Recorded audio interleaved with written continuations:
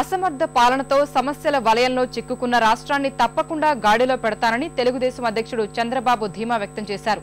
ప్రజలందరూ సహకరించాలని కోరారు.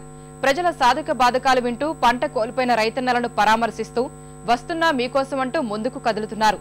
8వ రోజైన నేడు అనంతపురం జిల్లాలోని మరికొన్ని ప్రాంతాల మీదుగా బాబు పాదయాత్ర సాగనుంది.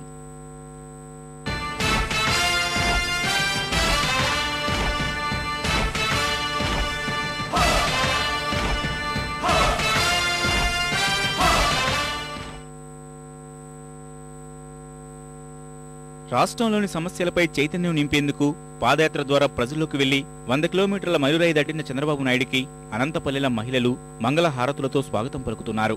మార్గ మధ్యలో పొలాలను పరిశీలిస్తున్న బాబు పంట నష్టపోయిన వక్క, వేరుశెనగ, టమోటా రైతులను పరామర్శించారు. విద్యుత్ కోతలు, గిట్టుబాటు ధరలు లేక తీవ్ర కష్టాల్లో కూరుకుపోయామని అన్నదాతలు గోడు వెళ్లబోసుకున్నారు. గ్యాస్, పెట్రోల్ ధరలు అమాంతం పెంచుతూ కాంగ్రెస్ ప్రభుత్వం సామాన్యుడి నడ్డివిరుస్తోందని ఆయన మండిపడ్డారు. ప్రజలందరూ సహకరిస్తే మళ్లీ అధికారం చేపట్టి పాలనను గాడిలో పెడతానన్న చంద్రబాబు ఉన్నత విద్య వరకు ఉచితంగా అందించేందుకు ప్రణాళిక రూపొందిస్తున్నామన్నారు. చదువుకు ప్రాధాన్యత ఇస్తే, ఒక కుటుంబంలో ఒక చదువుకొని ఉద్యోగం వస్తే ఆ తర్వాత అందరూ కూడా పేదరికం నుంచి పైకి వస్తారు. 3 పూట్ల తిండి తినే అవకాశం వస్తుంది. అది చేయాలని నేను విద్యకు ప్రాధాన్యత ఇచ్చాను.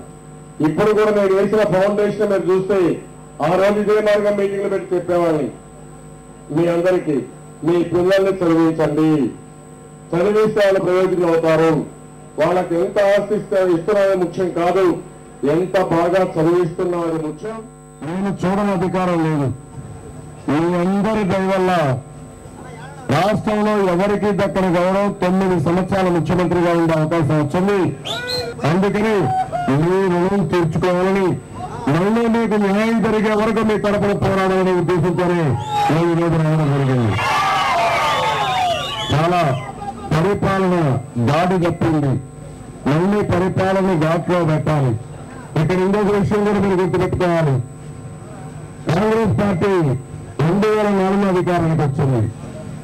మొత్తం రాష్ట్రాన్ని దోచుకున్నారు. ఊర్లో ఇక్కడ చిన్న చిన్న చోట మోటా నాయకులు ఇక్కడ దోచుకున్నారు, జిల్లాలో జిల్లా నాయకులు దోచుకున్నారు, రాష్ట్రంలో రాష్ట్రం మొత్తం దోచేసుకున్నారు. ఇటీవల మ్యాగ్జైన్స్ రాసినప్పుడు కుంభకోణాల రాజధాని హైదరాబాద్ రాసే పరిస్థితి వచ్చారు. ఒకప్పుడు తెలుగుదేశం పార్టీ వాళ్ళు అభివృద్ధికి మారుపేరు ఆంధ్రప్రదేశ్ వస్తా ఉంటే ఇప్పుడు కుంభకోణాలకు మారుపేరుని హైదరాబాద్ అని ప్రపంచం అంతా కూడా దూషించే పరిస్థితి వచ్చింది. విద్యుత్ సమస్యను ఎదుర్కొనేందుకు తాను గతంలో చేపట్టిన సంస్కరణలను ప్రజలకు వివరిస్తున్నారు. తాము అధికారంలోకి వచ్చిన తర్వాత చదువుకున్న వారందరికీ తప్పకుండా ఉపాధి కల్పిస్తామని హామీ ఇచ్చారు. రాజ్యమేలుతున్న కాంగ్రెస్ నేతల అవినీతికి హద్దేయకుండా పోయిందని బాబు దుయ్యబట్టారు. ఈ పార్టీల వల్ల మనం ఇబ్బందులయ్యాం, స్వార్థం పెరిగింది. ఆ స్వార్థానికి కూడా హద్దులు లేకుండా పోయింది, అడిగేవాళ్ళు లేకుండా పోయారు. దానివల్ల ఇవన్నీ జరిగాయి.